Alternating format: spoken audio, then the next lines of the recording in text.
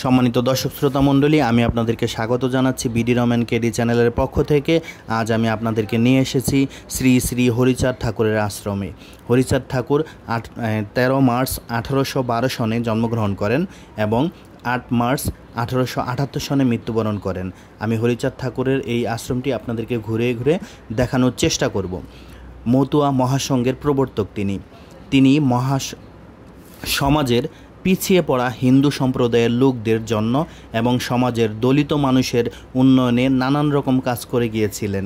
এই লক্ষ্যে হরিতনায় শ্রী শ্রী গুরুচাঁদ ঠাকুর 9 অক্টোবর 1932 সালে মতুয়া হিন্দুদের জন্য একমাত্র সংগঠন শ্রী শ্রী হরিচাঁদ গুরুচাঁদ মিশন প্রতিষ্ঠা করেন, যা পরবর্তীতে শ্রী শ্রী হরিচাঁদ গুরুচাঁদ মতুয়া মিশন নামে পরিচিতি লাভ করে, যার কেন্দ্রীয় কার্যালয় শ্রীদাম উরাকান্দি ঠাকুরবাড়িতে অবস্থিত এবং বর্তমান সভাপতি মহা মতুয়াচার্য শ্রী পদ্মনাভ ঠাকুর সর্বোচ্চ আধ্যাত্মিক গুরু এবং গদি সমাসীন ঠাকুর পুণ্য লীলাভূমি শ্রীদাম উরাকান্দি। নমশূদ্র জাতির উৎপত্তি চণ্ডাল জাতি থেকে। চণ্ডাল একটি বংশ। চণ্ডাল বংশ স্থাপন করেন নান্নুক 831 খ্রিস্টাব্দে। চণ্ডাল বংশের শাসনকালে 831 খ্রিস্টাব্দ থেকে 1215 খ্রিস্টাব্দ পর্যন্ত চণ্ডাল বংশ রাজশক্তি হারাবার পর বিভিন্ন নিম্নমানের কাজকর্ম নিযুক্ত করা হতো। দীর্ঘদিন বিদ্যাচর্চা না থাকায় তাদের ইতিহাস জানে না। বর্তমানে চণ্ডালরাই নমশূদ্র নামে পরিচিত। নমশূদ্র জাতির পূর্বপুরুষ গোল্ড জাতির আদিবাসী। শ্রী শ্রী হরিচাঁদ ঠাকুর 1812 খ্রিস্টাব্দের 13 মার্চ 1218 বঙ্গাব্দের 19 ফাল্গুন মধুকৃষ্ণা ত্রয়োদশী তিথিতে অবিভক্ত ভারতবর্ষে তথা পূর্ব বাংলার বর্তমান গোপালগঞ্জ জেলার কাশিয়ানী থানার অন্তর্গত উরাকান্দি পার্শ্ববর্তী শাফলাডাঙ্গা গ্রামে এবং বৈষ্ণব পরিবারে জন্মগ্রহণ করেছিলেন। তার মাতা পিতার নাম অন্নপূর্ণা বৈরাগী ও যশমন্ত বৈরাগী। শ্রী শ্রী হরিলীলামৃত অনুসারে তার পূর্বপুরুষের আদিবাস ছিল রাঢ়দেশে। তার প্রাতিষ্ঠানিক শিক্ষা সেভাবে হয়নি, কিন্তু প্রেম ভক্তির কথা সহজ সরলভাবে প্রচার করতেন। বৈষ্ণব বাড়িতে জন্ম হওয়ার কারণে শাস্ত্র আলোচনার মাধ্যমে বিভিন্ন শাস্ত্র সম্পর্কে জ্ঞান লাভ করেন। বিভিন্ন জায়গায় অবস্থান করার সুযোগে অভিজ্ঞতালব্ধ জ্ঞান অর্জন করেছিলেন তিনি। তার প্রচলিত সাধক পদ্ধতিকে বলা হতো মতুয়াবাদ। তার 2 ছেলে গুরুচাঁদ ঠাকুর ও উমাচরণ ঠাকুর। শ্রী শ্রী গুরুচাঁদ ঠাকুর তার পিতা শ্রী শ্রী হরিচাঁদ ঠাকুরের মৃত্যুর পর মতুয়া বা সূক্ষ্ম সনাতন ধর্মের উন্নতি সাধন শিক্ষার প্রসারে ব্রত হয়েছিলেন। শ্রী শ্রী হরিচাঁদ ঠাকুরের জীবনী নিয়ে কবি বলেছিলেন, শ্রী শ্রী হরিচাঁদ ঠাকুরের জীবনী নিয়ে কবি রসরাজ তারকচন্দ্র সরকার শ্রী শ্রী হরিলীলামৃত নামক গ্রন্থটি রচনা করেছিলেন। শ্রী শ্রী হরিচাঁদ ঠাকুর একজন মহাপুরুষ হিসাবে অবতার, যা তার অনুসারীরা বিশেষ করে ভক্তরা সকলে বিশ্বাস করেন এবং তাকে বলা হয় পতিতপাবন। তার ভক্তরা তাকে শ্রী চৈতন্যদেবের এবং গৌতম বুদ্ধের যৌথ অবতার বলে মনে করত। তার প্রচারিত মতুয়া বা সূক্ষ্ম সনাতন ধর্মে কোনো দেবদেবীর স্থান নেই। তত্ত্ব, প্রেম, পবিত্রতা এবং দ্বাদশ আজ্ঞা দিয়ে গেছেন। তৎকালীন সময়ে শ্রী শ্রী হরিচাঁদ ঠাকুরের আদর্শ মেনে 36টি জাতি একত্রিত হয়েছিল। এই জাতির মধ্যে ক্ষত্রিয়, বৈশ্য, শূদ্র, ব্রাহ্মণ, মুসলিম, খ্রিস্টান প্রত্যেক জাতির দৃষ্টান্তমূলক উপস্থিতি দেখা যায়। বর্তমানে তার অনুসারীরা মতুয়া সম্প্রদায় নামে পরিচিত। এখানে বলা বাহুল্য যে সকল নম মতুয়া, কিন্তু সকল মতুয়া নম নয়। রসরাজ তারক চন্দ্র সরকার শ্রী শ্রী হরিলীলামৃত গ্রন্থ রচনার মাধ্যমে সকল মতুয়া বা সূক্ষ্ম সনাতন ধর্মের সমস্ত ধরনের দ্বিধাদ্বন্দ্বের সমাধান প্রকাশ করেন। দিক নির্দেশনা স্বয়ংকে বিচার করতে বলেছেন। যুগ বিচারে প্রাতিষ্ঠানিক বিস্তারে বিভিন্ন আধ্যাত্মিক বিষয় উল্লেখ রাখেন। আমি এখানে একজন সাধু ভক্তের সাথে, মতুয়া ভক্তের সাথে কথা বলার চেষ্টা করেছিলাম। উনি আমাকে বলেছে উনি হরিচাঁদ ঠাকুর সম্পর্কে আমাকে কিছু বলবো। আমি চেষ্টা করব তার কাছ থেকে কিছু শোনার জন্য হরিচাঁদ ঠাকুর সম্পর্কে। তো আমি তার কাছে যেতে চাই। তো আমরা এই হরিচাঁদ ঠাকুরের আশ্রমে এসেছি। হরিচাঁদ এবং মাতাজি ওখানে অধিষ্ঠিত হয়েছেন এই জায়গাতে।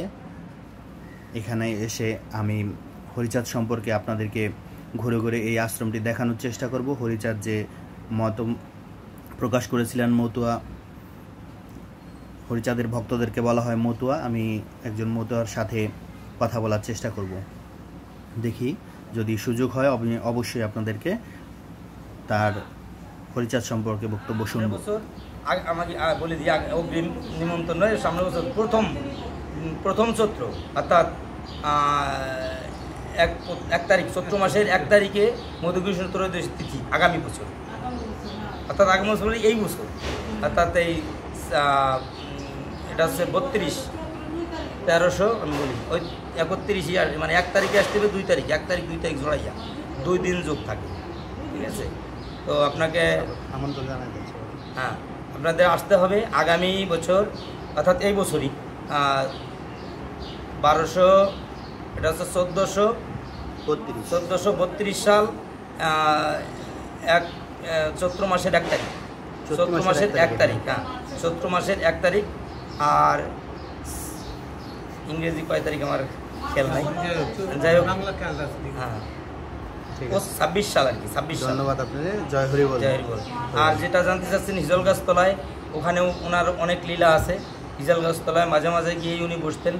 একটা লীলা আছে, এক সময় বদন গোসাই, তিনি মৃত প্রায়, মানে মৃত অবস্থায় ওনাকে ফকির বৌদ্ধ দেখায়। নারকেল বাড়ি ছিল, গোলক পাগলের বংশধর, ওনার গোলক পাগলের কাকা হতো সম্পর্কে। উনি এই ওরাকান্দি ওনার মৃত অবস্থায় রেখে যায়। তো উনি বলছিল যে তোমরা যারা আসছিল বাহক, তাদের বলছিল বলো যে মরে গেছে, তারে আমরা মৃত লাশ রেখে আসছি, তোমরা বাড়ি চলে যাও।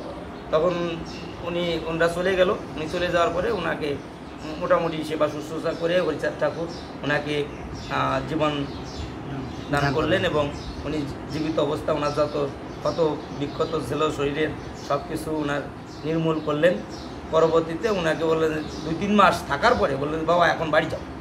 তো বলছে বাবা আমার আর বাড়ি যাওয়ার ইচ্ছা নাই, আমি বাড়ি যেতে চাই না। তা ঠিক আছে, তুমি বাড়ি যেতে চাচ্ছ না বুঝি, কি জন্যে যাবা না, হয়তো অনেক দিন ধরে কাজ কাম করতে পারতেছো না, তা আমার সাথে চলো গাছতলায়। তখন ওনারা গাছতলায় নিয়ে যাবো, যে এখানে একটা কোদাল নিয়ে গেছিল, একটা কোদাল নিয়ে আসো।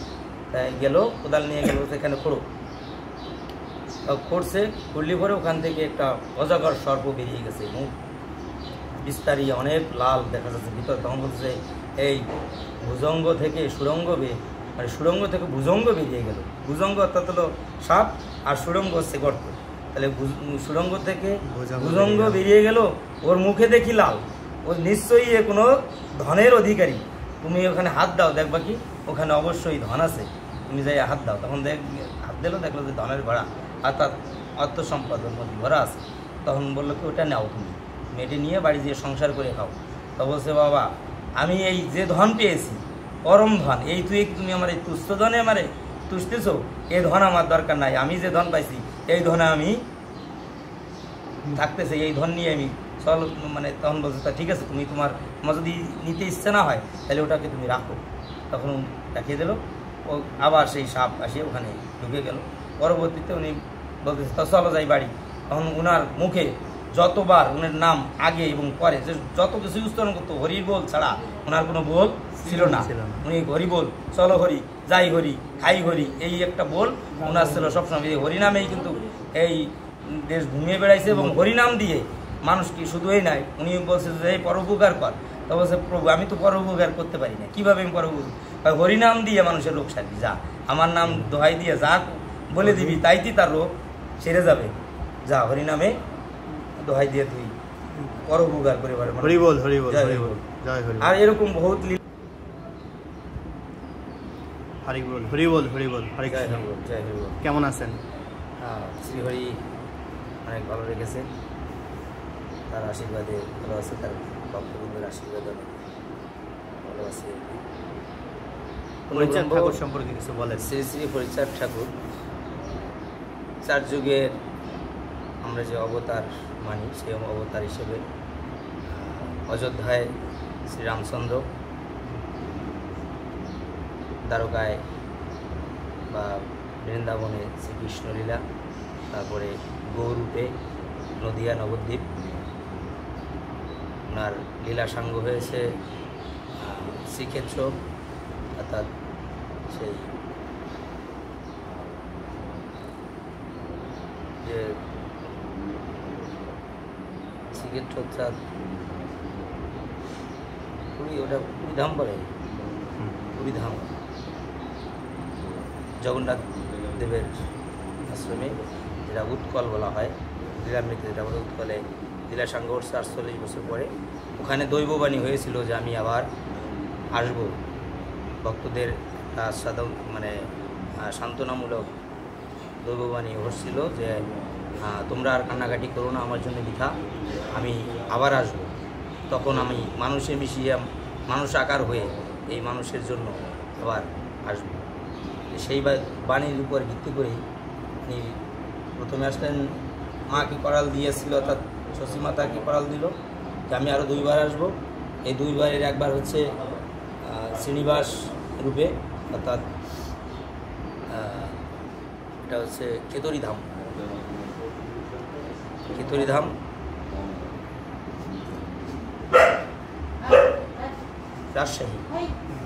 রাজশাহী কেতরীধাম। সেখান থেকে এখানে এই হরিলীলা, এই সর্পডাঙ্গা গ্রাম ওনার জন্মস্থান, এই পাশেই ওনার জন্মস্থান সর্পডাঙ্গা গ্রাম, সর্পডাঙ্গা গ্রাম। কিন্তু উনি এই যে বলে উনি আমাদের যে লীলা পাই আমরা, বা হরিগুরুচাঁদ চরিত্র সুরায় লীলায় পাই আমরা, মৈথিলী ব্রাহ্মণ ছিলেন এনাদের পূর্বপুরুষ। নরেন্দ্রমোদী কোনের ভক্ত ছিল? নরেন্দ্রমোদী তো পরবর্তীতে আসছেন, যাই হোক কথাটা পরে বলি। তো উনি মৈথিলী ব্রাহ্মণ, রাঢ় দেশে ওনাদের বসবাস ছিলেন। ওখানে রামদাস নামে যিনি, তিনি এই ওনারা 5 ভাই ছিলেন, তার ভিতরে রামদাস উনি আসে এই লক্ষ্মী ভাষা প্রথম বসবাস করে, লক্ষ্মী ভাষা এই যে জয়পুর ওখান থেকে পরবর্তীতে ওনাদের কিছু লোক পাথরঘাটা এসে বসবাস করে। পাথরঘাটা থেকে এই মুকুন্দ অর্থাৎ এই যশোমন্ত বৈরাগীর পিতা, উনি এই সর্পডাঙ্গা গ্রামে বসবাস করতেন। ওই সময় ওনার 5 ছেলের মধ্যে হরিচাঁদ হচ্ছে পঞ্চম, 5 ভাইয়ের মধ্যে উনি দ্বিতীয়, অর্থাৎ মধ্যম পুত্র বলা হয় যদিও, কিন্তু উনি দ্বিতীয় পুত্র আর কি। অর্থাৎ কৃষ্ণদাস বড়, পরে হরিচাঁদ ঠাকুর। সর্পডাঙ্গা গ্রামে এখানে নলনটা বনের মধ্যে, এখানে কিন্তু অনেক ডোবা ছিল, ডোবা অঞ্চল, এই যে অঞ্চলটা ছিল ডোবা অঞ্চল। এবং পূর্ববর্তী অনুসারে আমরা জানি এটা চন্দ্রদ্বীপ আকারে, চন্দ্রদ্বীপ নামে আখ্যায়িত এই জায়গাটা, চন্দ্রদ্বীপে ওনার জন্ম আর কি। তো সেখান থেকে ওনাকে জমিদাররা ওই বাড়ি থেকে, তার বাবা যখন দেহ রাখেন, ওনার বাবা দেহ অর্থাৎ যশোমন্ত বৈরাগী দেহ রাখার পরে ওনার মা এবং 5 ভাই অর্থাৎ এবং 5 ভাইয়ের 5 স্ত্রী সকলকে নিয়েই কিন্তু ওখান থেকে ওনারা প্রথম দাম দিয়ে আসে সেনদের বাড়ি। ওখান থেকে ওনাদের মামা বাড়ি হচ্ছে এই যে চৌধুরী বাড়ি, পুরাকান্দি। এই চৌধুরী বাড়ি ওনার মামা তো ভাইরা ছিল 5 ভাই, ওনারা 5 ভাই একসাথে লীলাখেলা করছে। পরবর্তীতে এই বাড়িটা ছিল হচ্ছে বিশ্বনাথ দরবেশ, যিনি ওনার বাড়ি ছিল এটা। এই বাড়িতে ওনারা বসবাস করে। সেই সময় এই সমস্ত জায়গার মন্দির টন্দির ছিল না, ওই পাশে বাড়ি। এই জায়গা তো পরে নতুন করে হয়েছে। যাই এই বাড়িতে বিশ্বনাথের বাড়ি, বিশ্বনাথ দরবেশ হয়ে চলে গেলেন, এই বাড়িটা ওনাদের থাকবে। কিন্তু হরিচাঁদ ঠাকুর আমভিটায় ওখানে বসবাস করতেন, এই পাশে আমভিটাটা, এইদিকে পাশেই এই আমভিটায় কিন্তু গুরুচাঁদ ঠাকুরের জন্ম। গুরুচাঁদ ঠাকুরের জন্ম আমভিটায়। কিন্তু পরবর্তীতে কৃষ্ণদাস ঠাকুর উনি বললেন কি ভাই, কোনোদিন তো আলাদা কোনো রাখিনি, যুগে যুগে একসাথেই বসবাস করছি, তো এখন কেন তুই দূরে থাকবি, তুই আমার কাছেই থাক। তখন আমভিটে থেকে আবার উনি এই বাড়ি এসে বসবাস করে। হিজল গাছের এখানে আমাকে বলছেন কেন? হ্যাঁ, আমি না, এখানে লোক আমি না, এখানে যাই হোক, আপনার হরিচাঁদ ঠাকুরের সম্পর্কে যতটুকু জানতে পেরেছি আমি আপনাদেরকে দেখানোর চেষ্টা করব। এখন আমরা চলে যাচ্ছি হচ্ছে হরিচাঁদ ঠাকুর যেখানে সাধনা করতেন, একটি হিজল গাছ, সেই হিজল তলা আমরা যাচ্ছি। প্রতিমধ্যে কিছু বাচ্চাকে দেখতে পেলাম, তারা এখানে পড়াশোনা করছে। এই হচ্ছে হরিচাঁদ ঠাকুরের সেই হিজলতলা, এখানে তিনি সাধনা করতেন বলে আমরা জেনেছি।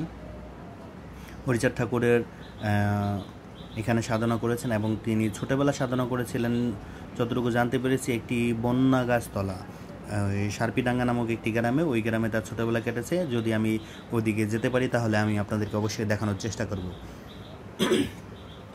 হরিচাঁদ ঠাকুর ইংরেজি 8 মার্চ 1878 খ্রিস্টাব্দে 1284 বঙ্গাব্দের 23 ফাল্গুন মহাপ্রয়াণ লাভ করেন। মহাপ্রয়াণকালে তার বয়স হয়েছিল 66 বছর। গোপালগঞ্জ জেলার কাশিয়ানী উপজেলার উরাকান্দিতে হরিচাঁদ ঠাকুরবাড়িটি অবস্থিত। এটি গুবরা কাশিয়ানী একক ভিলেজ ডিজেল রেল লাইনের কাছে ছোট বহিরাবাগ স্টেশন থেকে 8 কিলোমিটার উত্তর পূর্বে দিকে অবস্থিত। এর পূর্বে রাজপাট ইউনিয়ন অবস্থিত। সনাতন ধর্মমতে প্রতি বছর চৈত্র মাসের মধুকৃষ্ণা ত্রয়োদশী তিথিতে ঠাকুরবাড়িতে মহাবারণী পুণ্যস্নান ও মতুয়া মহামেলা অনুষ্ঠিত হয়। মতুয়া সম্প্রদায়ের মানুষের কাছে পশ্চিমবঙ্গের বনগাঁর ঠাকুরনগর ঠাকুরবাড়ি ও মতুয়া ধাম বর্তমানে একটি গুরুত্বপূর্ণ তীর্থ কেন্দ্রে পরিণত হয়েছে। মতুয়া ধাম ঠাকুরনগর রেলওয়ে স্টেশন থেকে 1 কিলোমিটারের মধ্যে অবস্থিত। প্রতি বছর চৈত্র মাসে মতুয়া সম্প্রদায়ের ধর্মগুরু শ্রী শ্রী হরিচাঁদ ও তার কনিষ্ঠ পুত্র শ্রী শ্রী গুরুচাঁদ ঠাকুরের আদর্শে মতুয়া ধামে মতুয়া মহামেলা অনুষ্ঠিত হয়। এখানে 2টি পুকুর রয়েছে, বড় 2টি দিঘি রয়েছে। সেই দিঘি দুটি হচ্ছে আমি আপনাদেরকে দেখানোর চেষ্টা করব। আর এখন আপনারা যেটি দেখতে পাচ্ছেন এই গাছটি হচ্ছে বন্যা গাছ, প্রায় 200 বছর আগের এই বন্যা গাছটি। যতটুকু জানতে পেরেছি হরিচাঁদ ঠাকুরের ছোটোবেলা কেটেছে এই বন্যা গাছের এখানে, এই জন্য গাছটি এখনও এখানে রয়েছে। আর হচ্ছে আপনার হরিচাঁদ ঠাকুরের যে ভক্তদের জন্য, মতুয়া ভক্তদের জন্য তিনি 2টি সাগর বড় দিঘি প্রতিষ্ঠা করে গিয়েছেন। একটি হচ্ছে দুধসাগর, আরেকটি হচ্ছে কামনা সাগর। দুধসাগরে পুণ্যস্নান এবং কামনা সাগরে পুণ্যস্নান করে যদি শ্রীহরির কাছে কিছু চাওয়া যায় ভক্তদের মতে, সেটা তারা মনে প্রাণে যদি চেয়ে থাকে তাহলে তারা সেটা পেয়ে থাকে। এই বিশ্বাসটি তাদের ভিতরে রয়েছে। আমি হরিচাঁদ ঠাকুরের যে অবয়ব আমি আপনাদেরকে একটু দেখানোর চেষ্টা করব। যেহেতু এখন পুজোর সময় তারা পুজো দিচ্ছে, তো পুজোর সময়তে আমি তাদেরকে ডিস্টার্ব করব না। যতটুকু পারি আমি দূর থেকে আপনাদেরকে হরিচাঁদ ঠাকুর এবং মাতাজিকে দেখানোর চেষ্টা করব।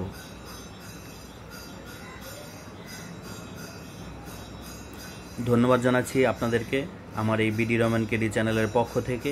আমি বাংলাদেশের ইতিহাস, ঐতিহ্য এবং প্রত্নতত্ত্ব বা যদি প্রাকৃতিক কোনো কিছু উপস্থাপন করার মতো থাকে মানুষের কাছে, আমি বাংলাদেশটা ঘুরে ঘুরে সেই সমস্ত জিনিস আপনাদেরকে দেখানোর চেষ্টা করি। আমি সেই হিসেবে বিডি রহমান কেডি নামে একটি চ্যানেল, আমি আপনাদের কাছে এই চ্যানেলটির জন্য আশীর্বাদ প্রার্থনা করব, দোয়া প্রার্থনা করব। আমার এই বিডি রহমান কেডি চ্যানেলটি সবাই সাবস্ক্রাইব করবেন, আমাকে এগিয়ে যেতে অনুপ্রেরণা দিবেন। আপনাদের একটি সাবস্ক্রাইব আমাকে এগিয়ে যেতে সহযোগিতা করবে। যাই হোক, আমরা হরিচাঁদ ঠাকুর দর্শন করলাম। সাধক গুরু হরিচাঁদ ঠাকুর মতুয়া সম্প্রদায়ের যে প্রচারক ছিলেন তিনি। ধন্যবাদ জানাচ্ছি সকলকে ধৈর্য সহকারে আমার এই ভিডিওটি দেখার জন্য। ধন্যবাদ। সকলে ভালো থাকবেন, সকলের শুভকামনা করে আমি বিদায় নিচ্ছি। ধন্যবাদ।